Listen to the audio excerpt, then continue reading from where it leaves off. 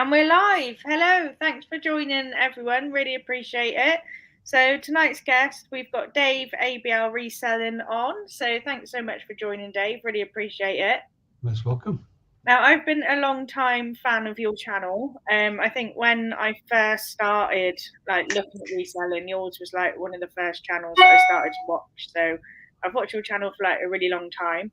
So, I'm extra grateful that you've come on tonight. Thank you very much. So, to start with, Dave, just tell us like a little bit about yourself and what got you into reselling. Of course, yeah. Well, I'm Dave Keefe. I live in Chorley in Lancashire. It was a bit by accident I got involved with reselling. Actually, my daughter and her husband were sort of like hobbyists with the reselling thing, and I got the bug really, really quickly after a couple of short conversations with them. Realised that actually there was a living to be made out of it if it was done properly. Yeah. And that was against the backdrop of working crazy hours and just looking for an out from that, really. So Yeah. it's never been about making a lot of money, getting wealthy, all that kind of stuff. It's all been about, well, to cut a long story short, trying to work as little as possible to earn an amount of money that would keep me comfortable. Yeah. Basically. So, and that was the goal. Yeah. And that was back in the 2017. For 2 years, I worked two jobs. So I was in a job that was half killing me because of the hours I was working. And then I was compounding it by trying to get my own business off the ground. So for 2 years, I was just hanging out my ass, basically. Yeah. And jumped ship and went full-time March of 2020, which is basically the start of the first lockdown. Yeah. How did you find that going full time, like at the start of the lockdown? Did you find that you actually had like a boost because everyone obviously couldn't go to the shops, or did you find it was a really difficult time to go full time? Well, it was a bit of a curious egg, really. The immediate kind of feeling I had was being terrified, absolutely terrified. I always knew eventually I was going to go full time, but I wanted to be at the stage where I had, say, at least 4 or 5 months mortgage payments, bill payments in the bank as a safety net, just in case it all went pear-shaped. That wasn't the case because I left quite unceremoniously. It just happened to mention to my boss that my daughter had COVID, and it didn't matter that I hadn't seen her for about 4 or 5 weeks. It was a Yeah. case of, ta-ra, thanks very much for your time. I'd already handed my notice in anyway. Yeah. But you're quite right. Bored people stuck at home with nothing better to do, buy stuff they don't need online. Yeah. So for resellers, lockdowns were manna from heaven. Yeah. Flip side to that was obviously it was difficult to replace the stock you're selling. Yeah. So Yeah. it had sort of like 6 months of crazy sales, and then I was scratching around listing the cat's furball kind of thing. So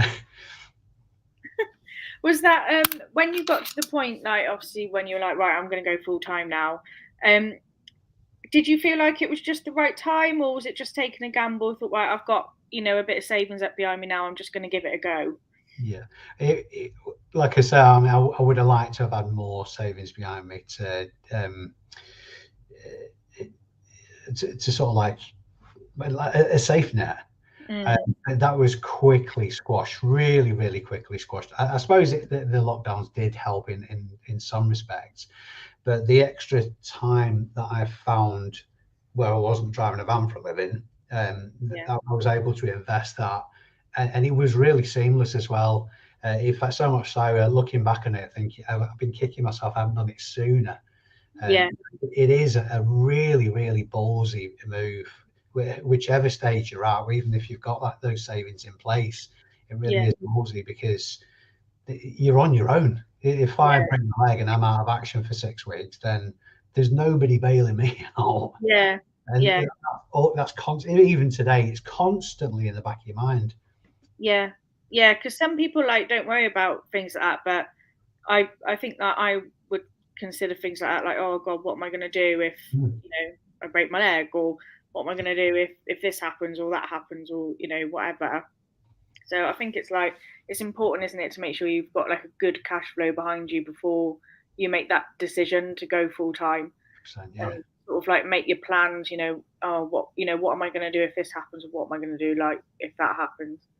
I mean, some people are pretty gutsy, aren't they, and just do it, but I'm not quite like that. It's a fine balance between taking that leap of faith Yeah, to springboard you forward into where you want to be, and obviously covering your backside as well. So, and it really is a yin yang kind of fight that you have with yourself when you get to that stage. And I suppose everybody's a pessimist to a certain degree, and you kind of put yourself off going. But in my experience, I wish I'd have done it earlier. I really do. yeah, yeah, definitely. Do you just use eBay or do you use other platforms as well? I use other platforms, nowhere near as much as I do eBay. I'm an Amazon reseller as well, so I sell FBA. All my Amazon stock I send in, and they manage it for me, kind of thing. Yeah, And on the odd occasion, I will sell through Marketplace as well. yeah, Basically, if I've just got large items that are worth flipping, but because they're large and heavy and a pain in the chuff, I'll stick yeah, my Marketplace rather than eBay. yeah, yeah, definitely. How do you find Amazon sort of works for you? Do you literally just put kind of new and sealed items on there, or do you just put like everything on there? It's exclusively new. I've never sold anything used on Amazon. Uh, Pre-Brexit, it really was a license to print money, particularly in Q4. I did back end of 2018 and 19. I did frightening amounts of trade. I mean, relatively speaking, kind of things. I was still well under the VAT threshold to come to the end of the tax year. But post Brexit, it's a lot more difficult to fulfil the orders. Yeah, What I was finding is because of cross border fulfillment, I was able to buy uh, items from supermarkets in the UK that are on just the standard toy sale, and those items will be selling for 3, 4, sometimes 5 times the amount in the other 4 countries that I could fulfill orders to within Europe.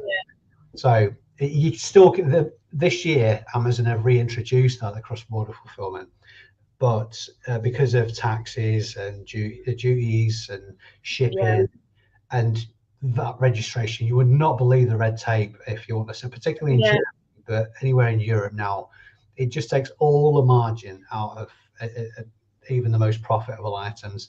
So, and if you can actually send items in to directly to European fulfillment centres, but not only do you have to take care of obviously all the duties and whatnot shipping, you also have to have a business presence in that specific country. You have to have a yeah. Eori number, isn't it? yeah. Yeah, You have to have a responsible person representing your yeah. business in the target country. So it's just really not worth it. No. Really, certainly not for my scale. Can you choose to just sell UK only, or Yes, yeah. yeah, Yeah, I'm still on my seller dashboard. I'm still able to sell in the other. I think they're up to 6 countries now. It was only 4, maybe even 7. It was only 4 when I well post Brexit. Sorry, pre Brexit. But because of the reasons above, not worth it. So anything I send in, it's just available to UK customers. yeah, yeah. Amazon's quite interesting because I've sort of like thought about it, but I don't think I'm quite there yet, really. But I have sort of given it a little bit of thought. Um, do you kind of just pick like say if you've got some items there, do you just sort of think, oh well, I think that's probably going to sell better on Amazon, so I'm going to send that to Amazon rather than listing it on eBay? Hmm. It depends on what it is, really. Over the last, well, probably getting on 12 months, the only items that I've sent in to Amazon are items that I've got in bulk, obviously all new, and there's not much difference in price. I think I sent them in on the basis of I'll keep some stock back to list on eBay and send the rest into Amazon. Amazon's so autonomous. Yeah. Pre-Brexit, I saw my future as Amazon because Yeah. the autonomy. Going back to what I was saying initially about spending as little time as working as possible for the same return. Amazon just ticked all those boxes for me, because not only do they manage your stock for you, they manage returns. If a buyer returns anything that's still in sellable condition, they restock it in for you and sell it again, or just send it back to you if it isn't in sellable condition. So it's so autonomous. Yeah, the fees are higher, but because of the autonomy, you can do it at greater scale. Yeah. So as an individual, you can trade almost limitlessly more than you could on eBay as an individual. Yeah. That's really interesting. Thanks for sharing that, Dave. I'm just going to jump in the chat a moment, if that's okay. Oh, yeah. So we've got Vintage Retro Lifestyle. We've got Damien in. Hello. We've also got Chris Tyler in. Thanks so much for joining. We've also got Kevin in from Lakeland, Florida. Thanks so much for joining, Kevin. We've also got the Dave in. Thanks, Dave. We have also just got a question here actually for you, Dave, from Amanda. I have followed you from near enough the beginning. You have done so well. I really love your content. So what is one tip you would advise me to follow as I'm rebranding? When you say rebranding, do you mean on your YouTube channel or just generally? I think as a reseller, brands aren't that important as such. If you're rebranding your channel and you're under 1,000 subs, then the sooner the better than anything else. But I think once you're up getting around the monetization level, then stick to that. One mistake that a lot of people make on that, I'm going down the assumption of this question that she's talking about a YouTube channel, which I watch ardently as well. I think she's got a crackingly warm personality. One biggest mistake that people make is they're all over the place with what their channel's about. You need to decide what your channel's about and stick to that religiously, because YouTube needs to know who and where to feed your content to.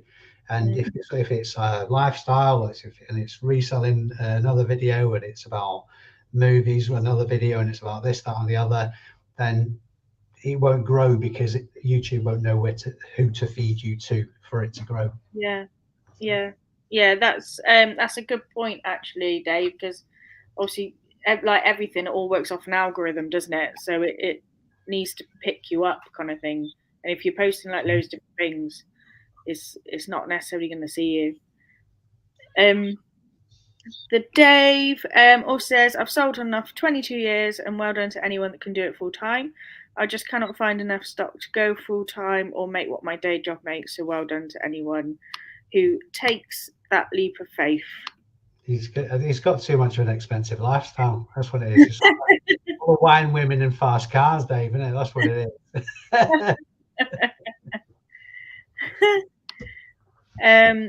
Amanda, so I'm trying something new after New Year, as I need to do something, as I feel sometimes I just buy too much and don't list enough, only have so many hours in the day. Yeah. I find, because obviously like I still work. So I have to kind of rush around all the time after work till about 9 o'clock at night. Or if I'm on like a late shift, then I'll do whatever I need to do in the morning and then just chill like after. Sometimes I find it quite hard getting that balance. Like I seem to be doing something on my reselling like every single day, whether that's even just sell similars or social media or whatever. I seem to always be doing something. Yeah. No, do you know what? It took me ages to get a handle on policing my own time and getting the routine. One of the other big takeaways for me for doing this is the flexibility. I'm nomadic by nature. I love it, just leaving it until the actual day to decide what I'm doing, if that's what I want to do. there's certain things I know I have to do on a weekly basis. Yeah. They're quite small. Everything else is kind of flying by the seat, and I love the flying by the seat of my pants kind of thing. Keeps me on my toes. I mean, I quite like being like spontaneous and things. Like I don't really kind of plan things as such either, really. Like, I just kind of do what I You've want. hit on quite an interesting point there, because I mean, I always knew that I wanted to use it to get out of wage slavery, Yeah, to get it out of working for the man, to coin a phrase. So I've never had that experience of doing it to say achieve something, buy a car, put a holiday, or yeah, time or hobbyist type kind of level. So I just threw everything at it for 2 years, all my time. yeah, So I would imagine in the position like yours, where you're still working full time and sort of like not necessarily thinking about going full time, I would imagine that's a lot harder, because yeah, you never really find that. I don't want to say you never really find that balance, but that balance is always moving. yeah. Oh, I'm definitely thinking about going full time, by the way. Yeah. I really would like to go full time. It's just kind of, just growing it all, really. Like I only started reselling in January this year. And like you said earlier, like I just kind of got the bug for it, really, and I was like, oh, do you know what? I want to do this like full time, have my own, just work on my time, just do what do what I want to do when I want to do, and Yeah. as long as it covers my rent and bills every month, I'd be happy with that. Do you know what I mean? Like, I think you have to accept, like, very, very few people are going to become a millionaire doing this. It's more just about your own lifestyle and work balance, really, isn't it? 100%. Yeah, yeah. I always say, if you're drilling down on personal debt as well, that's one thing that was my saving grace when I went full time. Is I spent quite a long time drilling down to almost zero any kind of personal debt that I had. So I think, as far as going full time is concerned, I say this to everybody: if you're considering going full time, concentrate on multiple streams of income. Yeah. Whether it be content creating, whether it be Amazon, YouTube, different sort of like selling platforms. But outside of that as well, if you've got, for example, if you've got 20 items, 20 revenue streams bringing you in £1,000 a month, is better than one revenue stream bringing you in £1,000 a Yeah. month. So Yeah, you can definitely. tweak and build individually. Yeah, 100%. We've also got Richin, Secret Harper, and we've also got Pete in. Hello, thanks so much for joining. Oops, it doesn't take me. And my MacBook is so old. I've only got to scroll down once and I get lost. Like, it's ridiculous. Geordie Reseller. Hello, everyone in the chat. Thanks so much for joining. So I get lost every time. Emma, thanks so much for joining. Emma won the sports jackets in the raffle last week. Nice. It turns out she actually lives quite close to me, so we're going to meet up. I'm going to give her the stuff, and we're going to go for a little sauce. So that would be nice. Have like a £10 challenge or something like that around the charity shops. Yeah. The best gear for a tenner. Pete, he's just subbed to your channel, Dave. I have also put Dave's channel in the description if anyone else does want to sub to Dave. We've also got Pat Walker in, which is Rich's mum. Hello, Pat. Happy Christmas to you, Pat. Hope you've had a good one. And we've also got Mrs. Lovin. Thanks so much for joining. And that is just at the bottom. This isn't me taking over the channel, by the way. I think Sophie's just kicked herself out, or her laptop's gone down, or something like that. So I'm going to sit here and sing you a song instead. Oh no, she's coming back. I did. I don't know what I did. So talk amongst yourselves for a minute. This is great. Absolutely great. I don't quite know what I did. I can't even activate any of these comments either. I'm not even allowed to comment on the bottom. It's terrible. Hey, yeah. Hello. What happened there? I think my finger slips as I scroll down, and like to the left, and then the whole thing just like went. Oh, you missed it. You missed everything. Well, I mean, the I grandkids were doing a dance and all that kind of stuff, break dancing. God, you missed everything. I was like, oh, I was just there scrolling down, and then I don't know, my finger just sort of slipped, and I was like, oh, bye. It wasn't me, I promise. Damien says, I do not recommend going full time if you're carrying any debt. Got to get your monthly outgoings down as low as possible when kicking the day job, as well as have savings. Yeah, I totally agree with that. For sure, for sure. Damien's hit on an absolutely key point there. In fact, just generally expanding on that, I think if you can, because I made my mistakes when I was in my 20s and whatnot, got myself in a lot of debt and all this kind of stuff. It's commonplace. It's so easy to do. And it's only after the fact I realised how imprisoning that is. And debt is just an awful weight. It's an awful weight. And it's only when you completely clear. I mean, obviously, from cash flow point of view, sometimes a certain amount of debt is kind of necessary in some instances. But if you can drill that down to as close to zero as possible, it's amazing how little money you can get by on. Yeah, it really is. Absolutely. Emma says, thanks, Sophie. Yeah, that'll be fun. I'm being really scared, careful, like scrolling down now in case I just go missing again. We've got Lou at Fernley. Just watched Dave's charity shop haul. Do you prefer charity shops, Dave's, or your car boots? I love car boots. I like getting out and talking to people and all that kind of stuff. I think from a collaboration point of view as well, it's because my channel's got to a certain stage now. I mean, you probably know yourself, I get all over the place to boot sales over Yorkshire, even been up to the northeast and further south, sort of like not too far south, sort of into Cheshire and all that kind of stuff. And it's rare now that I'll go around a boot sale without getting stopped for a chat. And it's great having that. The reselling community is just amazing. It's absolutely amazing. Everybody's happy, in my experience, to share their experiences, the cock-ups and the wins and all that kind of stuff. Because you know yourself, the marketplace is so vast. There's no such thing as competition, really.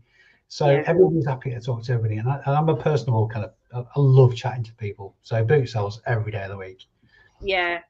There's always, and I think there's always something for everyone as well. Like, obviously, if you're looking for something in particular, or whatever, then you do kind of need to get there first. But even if you get there later, like I've always still found stuff. Like, there's always something for everyone. Yeah, absolutely. I mean, I won't take it away from charity shops either. There's some contacts I've made over the years that have proved to be great, particularly going into winter. In fact, this is the first winter that I haven't had to do something else to bolster up the reselling. Last winter, I went back driving for, I think, 4 months with my old firm over winter, just to sort of like bridge that kind of boot sale gap. Yeah. Haven't had to do it this year, which is great, and upwards. But what the one thing that's really helped that is I've really good contacts at charity shops. So I've got a lot of blowback just recently on one of my videos for charity shops letting me going out back to have a route and all that kind of stuff. But that's from people who don't spend tens of thousands of pounds a year in charity shops. So, exactly. I don't think that's a bad thing. Like, I've kind of like thrown it into conversation a couple of times in charity shops, saying, you know, what I'm doing, in the hope they'll say like, oh, come and like have a look, see if there's anything you want or whatever. But it hasn't happened yet. But keep going. It will. Yeah, I've kind of done it a couple of times, and one person did look at me like a little bit weirdly, and I was like, maybe I shouldn't have said that. Wrong audience. It's funny. The only time I've had anybody get antsy with me about not necessarily asking if I can go about it, just you get a rapport with people and explain to what you do, and that's sort of like the natural progression of the conversation. The only one time, and I thought it was very strange at the time, somebody, not got an out of it, it was absolutely adamant they did absolutely nothing to do with resellers, and they didn't agree with it, and this, that, and the other. It must have been about 6 months later I found out that the manager of that particular charity shop was a reseller themselves, and they just spent all the time cherry picking their stuff, and that was the reason that they were really anti resellers. So I thought, that's a bit naughty, that. Yeah. Surely there's a conflict of interest there, but Yeah. Criticize. I know Nicole, who was on one of my previous lives, she used to volunteer at Sue Ryder. And you had to do so many shifts a week to get, like, I think it was like a 20% discount, something like that. Yeah. But after a while, she was just like, "Oh, I can't bother with this anymore." But I think that was the main reason why she was there, to be honest. Mrs. Love, an oops moment. Oh, you should know my lives by now, Mrs. Love. There's always an oops moment, constantly. Never get through one without an oops moment. So, your grandchildren have had scarlet fever and you've had shingles. Oh, that sounds well. Sorry to hear that. Bloody hell. I had twiglets. Is that the same? Twiglets? Sorry. That was silly. That was pretty insensitive. You know, I'm only joking, Pat. I love you. Jilly B, good evening. Hello. Thanks so much for joining. Damien, conversely, doing reselling to pay down debts as a side hustle is an awesome thing to do. Yeah, and it really does help because I'm having taken the whole of January off work because although I'm a nurse, but I work on the bank for the NHS, so I pick and choose what I do. I cover the gaps basically. So I don't get sick pay or holiday pay. I kind of pretty much work for myself, to be fair. So I've saved up my month's worth of rent and bills to take the whole of January off. But the majority of that came from eBay. It wasn't my wages that, I just kept putting it away. So January is going to kind of be like a little taster for me as to what it's like. Yeah. I think that's absolutely brilliant way of doing it. So it's kind of you've got that safety net there already, so you can if you want to go at it full pelt or just coast through them off kind of thing. So that's like it's going to be like my little taster month. I don't think I've picked a great month to do it really, but then what is a great month? Do you know what I mean? And I hate January anyway. Yeah, exactly. Probably because it's about 483 days long. I know, and I hate going to work in January. And I thought, do you know what? I can't be bothered with work in January this year. I'm just going to do something else. Well, I mean, to be fair, there's no argument to say that it's the best month to do it, because if you can prove it to yourself in January, then it works. It's just without question, because you work the rest of the year. So that's probably the suckiest month of the year. Yeah. If it works, then it just will. It'll be a good test, definitely.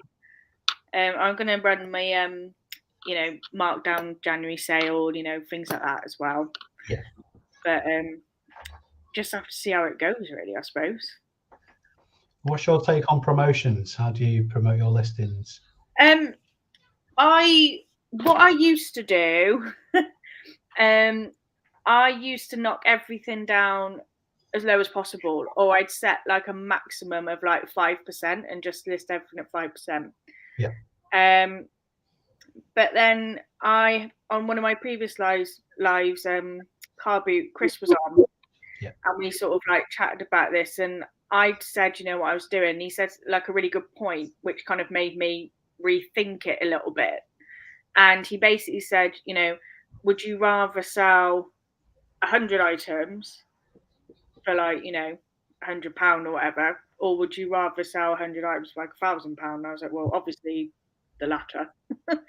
And actually with promoted listings, now I just set it to whatever eBay recommends, and I've definitely seen a difference in what I was doing. When I was setting everything to just 5%, I've certainly seen a difference to setting everything to just what they recommend. Yeah. And I think it's like anything, with any business, you have to take a hit somewhere, don't you? And I don't want this stuff sticking around. Like, I want it gone. Yeah. Yeah, stock on the shelf. Stock on the shelf is vanity. It was Chris's model I followed as well. In fact, up until speaking to Chris, I didn't realise that you could limit the increase as well. So I'm the same as yourself. I'll promote at the suggested rate and cap it at 10.5%. So Yeah. it will never be more than that. Yeah, the majority of my listings, that is pretty much what it, recommends anyway. There's the odd one it might say 12 for, something like that. But I'll do it now. But yeah, my first kind of impression was like, oh, it's just eBay trying to take your money. They're just trying to get more money out of you. I didn't really see how this promotion's helping me, blah, blah, blah. It hasn't sold yet. And, all these things. But, when Chris kind of put it in a different way to me, and I was like, actually, that makes sense. So, Yeah. yeah. Well, to quote one of his, I mean, he is sort of like this reseller guru now. Is to quickly raising the stakes. A recent quote from him was, "The best way to make sales is be prepared to sell." Yeah. And that's part and parcel of that. I'm running a 20% off sale at the minute, and it's still beggars belief for me. And I've been running that since I think it was the 23rd. I've just had over the Christmas weekend the busiest weekend in sales I've had this year, bar none. Yeah. And still made, even though I've had that 20% sale on, I've still made stacks of margin. So if your margins can manage you promoting your listings, which is essentially an ad spend, which all businesses do, if your margins can stand it, you'd be foolish not to. You'd be foolish not to.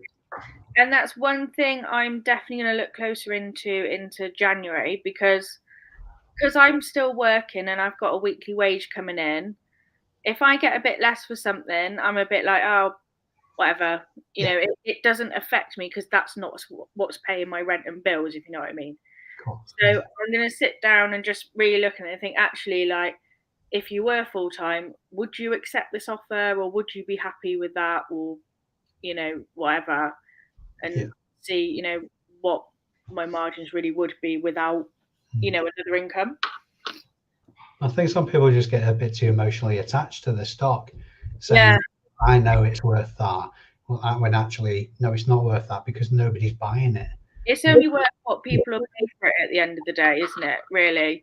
And yeah, it could well be worth like 40 quid, but if people are only willing to give you 25, 30, then that's what it's worth, unfortunately. Yeah. I'd rather be like, all right, bit disappointed, but I want the money, have it, and I'll use that money, for other things or whatever. Yeah, that's it. Yeah, blow it back in. Yeah. Lou, I'm just starting out part-time, but due to retire within the next couple of years. Woo! Just don't want to sit and rot. Oh, you won't rot. And extra cash will help no end. Exactly. Yeah, it will. It doesn't always come straight away, Lou, and you will always have weeks where you get nothing. Like I have weeks sometimes where I have literally like nothing and I can't understand it.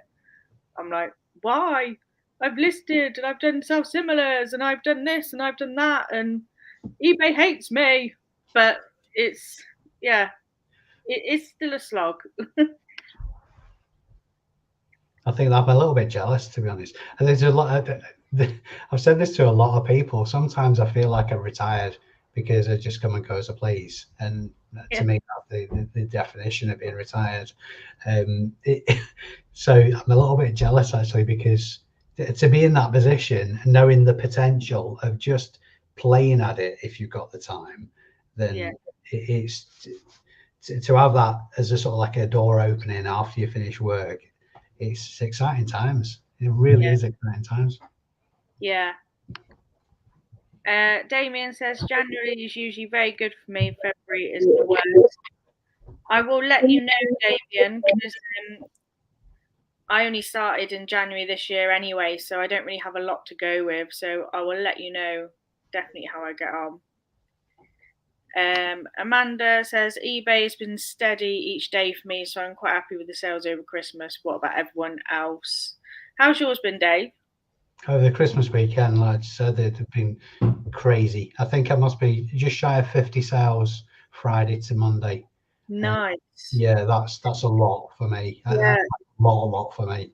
On a weekend, maybe a dozen usually, something like that. Yeah. So yeah, and they've all obviously it's been off the back of the sale I'm running, but I did. I think I was up to 11 on Christmas Day, so Wow. that was a record as well. And I mean, I had better things to do on Christmas Day personally, but I wasn't complaining. Yeah. But yeah, I mean, if it's helped me clear a lot of stock as well. There's been a mixture of older and newer stock that's been shifting. But come the Yeah. new year, I'm going to be doing a stock take, which I'll be vlogging because I'm convinced I've got a lot of stock that the listings have fallen off for whatever reason, and Yeah. to try and find out why they fall off. Yeah. I haven't noticed mine fall off, but I think it's because, like, obviously I don't have the time to go sourcing like every day or whatever, so I'm not putting loads of new stuff on every day. Like I might do 3 or 4 days worth of like just 10 to 15 sell similars or something like that. So I haven't noticed mine fall off because I think I probably end up getting there first, Yeah, sort of thing, before it falls off. Um, I mean this. I mean I class my eBay weeks like Tuesday to Tuesday because I get paid on like the Tuesday. yeah, Um, and I think I've because I sell on Vinted as well.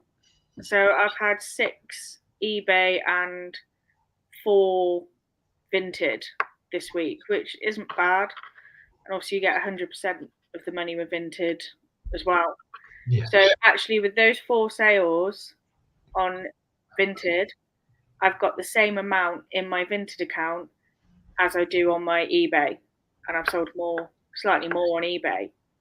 But it's come to like the same value. Like after the fees and everything on eBay, it's come to the same value as my Vinted, though I've sold less on there. You know what I mean? yeah. I did actually throw a Vinted at one point, and then I found out that you're not supposed to sell on there as a business seller, and it wasn't from like a moral standpoint or anything like that. Yeah, It's a pain in the chuff. I had a rake of items that I had multiples of that would have been perfect for Vinted. I wasn't allowed to do it. The listings got pulled. yeah. I found like because I obviously don't have any logo or anything on there or nothing like that. I just have it literally like as me. Yeah, I don't put anything on there about being a reseller or anything like that. But there are some things that they don't like or they'll randomly not like. Like I had a pair of Levi's on there, and I think they were on there for a few weeks, and then all of a sudden they decided that they were fake and took the listing down. And I was like, well, it's been there for like 3 weeks, and they're certainly not fake. But I couldn't be bothered to faff about with it. I yeah, was like, fine, let's sell elsewhere, like whatever. fair enough. Sorry, what were you saying, Millie? Of course. Um, Are Chris you all right holding this ship for Yeah. 2 minutes? I'll go and make a drink. Chris Tyler, By the way, guys. millions of items on eBay. You do well to sell anything. Yeah, I think that sometimes, Chris. I'm like, how mine got picked or whatever. Jilly B also says I have not listed in ages. I have a walk-in cupboard that was once a staircase, 20 foot long and shelved. I need to start listing. It's worth nothing on my shelves. Yeah, just get listing, Jilly. Like you never know who's looking for things or, who wants things. So just get it on there. And we've also got Limelight in. Hi everyone, hope you all had a lovely Christmas. I had a really nice Christmas as well. So a bit of a weird one, but nice one because my brother, his fiance is German, and her parents came over here. They flew over to meet my mum and dad for like the first time. But unfortunately, they don't. Her parents don't speak English, and my mum and dad don't speak any German. So, without Sarah in the room translating, it got a little bit awkward silence sometimes. But yeah, I can do like some phrases, things like that. But enough to kind of get by, I suppose, or understand. But yeah, sometimes it was a little bit little bit weird, but it was nice. Sorry about that. They're being ever so good. So Vinted, once you hit £1,000, they want passport details and other stuff. Oh, I didn't know that. I haven't hit those dizzy heights yet, so I don't know, I'm afraid. So Dave, if you weren't a reseller, what do you think your ideal job would be? oh my word, that's a good question. I suppose the bloke who washes the Lionesses football kit. I'm giving it any thought at all. A great job. What would be a great job? I've been, I suppose, supply chain, anything supply chain. When I was in the army, that was my job, and I've been offered a job actually from a friend of mine who works for an international supply chain company. Does a lot of work in Africa, and he spends sort of like 2-3 months at a time out there, and some particularly dodgy areas. And the pay is just astronomical kind of thing. But I'm a bit too much of a homebody. I like Yeah, having a base. I do like to. I mean, I'm contradicting myself a little bit. I am nomadic in the respect of what I do for a living, and I just like visiting places and going places. yeah, I like to have my foundation. I like to have my base in one yeah, place. yeah. You just like your comfort still. Yeah, absolutely. Yeah. I'm getting old now, you know. Need home comforts.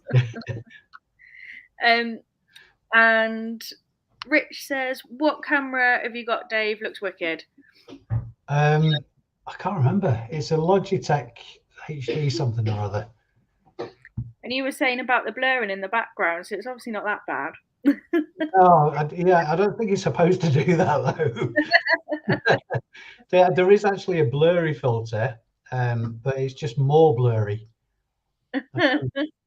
Blurrier than normal. I'll see. Yeah, there we go. How's that? Oh yeah, that's lovely. That one, yeah, that's absolutely lovely. Yeah, Limelight. They've been going out for about like 3 years now. He spends like he's my twin brother, and he spends like 3 months there and then 3 months here, or whatever, however it goes. I'm not quite sure how it goes. But when he first went, I used to hate it because I literally felt like I lost my right arm. I was like, "Don't go," but I'm kind of like over it now. Jilly, she stayed home. Nice, Jilly. Limelight says, I love watching Dave. He's always really positive, even if something bad happens. That is very true, Dave. Thank you. Thank you Even very much. when your storage unit got broken into, I think I'd have been absolutely screaming the place down, to be honest, if that was me. What the best job. There is a bit of an add-on to that story as well. I've for about 2 weeks after that, suffered quite badly with condensation, so I was checking everything. So Yeah, there's some sort of like container. I forget the name of them. The long case things that you could attach to a container wall to moisture absorber kind of thing. So that's I just had to stand out of my own pocket. I mean, it's not the yard's fault that the containers got broken into. But that's the thing, though. I mean, I've been through in my lifetime. I've been through some. I don't want to say the S word in front of the grandkid situations, and you kind of think, well, I'm still alive and kicking. So if life kicks you in the backside, then that's just experience, isn't it? You just gotta, yeah, you're still alive and kicking. Just crack on for the next battle. yeah, definitely. Do you rent that storage unit, or did you have to physically buy like the containers? No, I rent it. Yeah, I didn't really want time to it. Just lately, I've been thinking about a brick and mortar store and the feasibility of that. But again, we're going down the route of headaches then. Yeah, It is a little bit inconvenient having the stock away from home and not having power there, toilets, all that kind of stuff. But it's minor. It's yeah, minuscule compared to the morale that's created being away from where I work. yeah, When it was all here, yeah, it was a drag to say the least.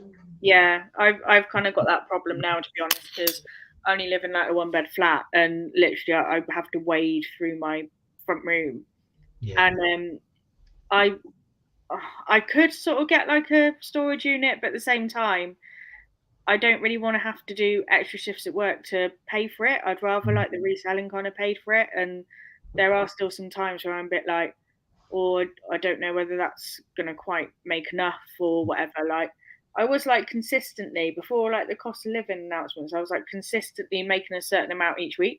And I was like, oh my God, I'm doing it, I'm doing it.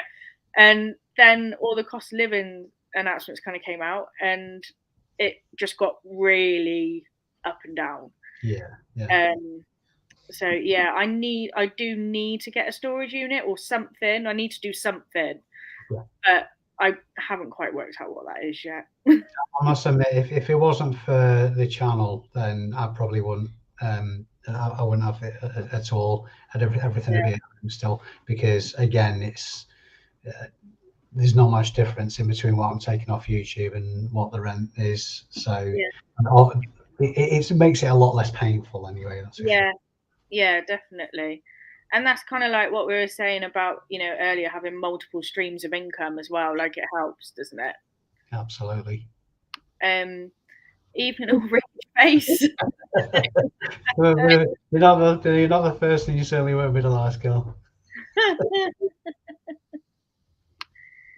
Jilly, when I'm not going to say it just because there's little ones around. I find a solution ASAP to get the stress reduced. Good idea, Jilly. Doesn't do you any good. Carl, I prefer places like you store is it inside storage lockers and open all the time. Yeah, it is ideal if you can get access to it all the time. I used to have a container. Container. I used to have a lockup.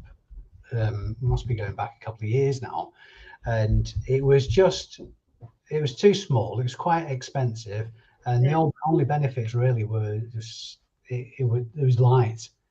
So for the space that I've got now, if I was to have a sort of like a storage facility, one of the big yellow storages, that kind of thing, it would be a lot of money. It would be a lot of so. Yeah, definitely. Go and sit down. Talk of the devil, Christopher. Good evening. Hello. Good evening, Captain. My captain. And Amanda says, I used to have a storage unit. It costs £200 a month. Yeah, they do. About that, and sometimes that's even just like a 50 square foot one or something. You don't actually get that much space. I had to make that first for my stock before any profit. Yeah, that's the thing. It's just such a huge outgoing, massive outgoing. Unless you're confidently doing, I don't know, 1,500 a month or something, that's not going to bother you too much, is it? But exactly, yeah. I think the storage containers are a better option. I think it works out at £32 a week or something like that. So it's not nowhere near as expensive as I think I was paying 100. It works out something like £50 a month cheaper for a storage container than it was the lockup, and the lockup was 10 by 10. And I'm in 2 storage containers now, 24 containers. So there's slightly more room in one of the containers that I had in the spare room here.